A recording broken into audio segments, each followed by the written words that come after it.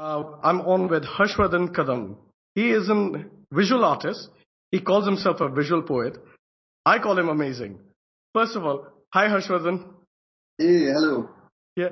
What is a visual poet? Well, see, it's a very open term.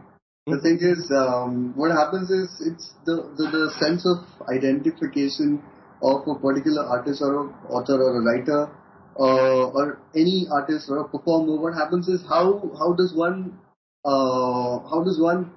compile all the kind of things that he or she does into one term. Because for me, I mean, the term visual artist or visual poet or artist for that matter, it doesn't really confine, it doesn't suffice things that I've been doing.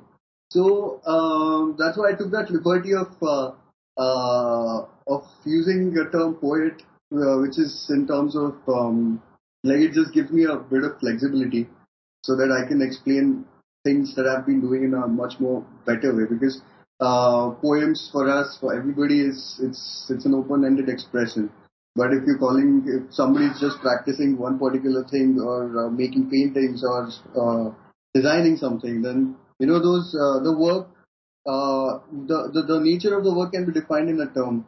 But for me, it's extremely difficult to define all the kinds of things that I've been doing, like solid books or making murals or anything, like just roaming around, traveling or writing a few things.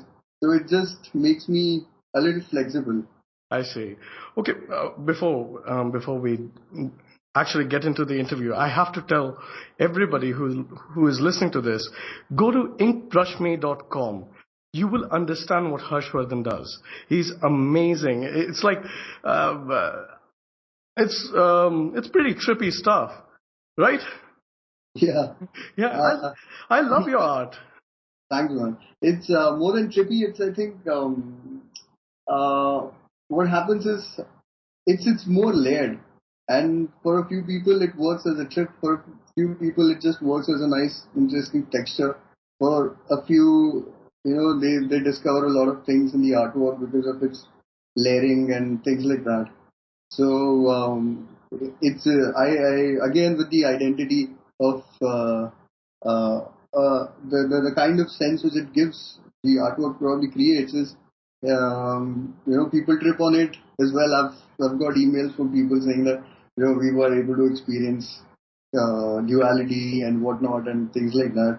So I mean it's interesting how people perceive it and experience it. So that's amazing. How do you experience it? Well, for me, it's an active meditation, man. So it's something that I have to keep on doing to be sane, to be to make sense of life. Okay, let's go back. Like, when did you start? Well, professionally, I definitely know the year when I began this whole thing. No, Uh, no, professionally does not matter to me. Like it's an artist starts when an artist starts, right? yeah, that's the thing. I saw my parents drawing and making artwork, so I think it began from there. So it was more like it was it was part of my living. It was the geography around me. That's how this whole thing began. And I was really bad at studies, so there was nothing else that I could do other than this. So that's how I just had to follow that thing that I was able to do. I'm not sure if I want to go back to date again. It was a good experience while it lasted, but yeah, probably I would like to move on now. I see.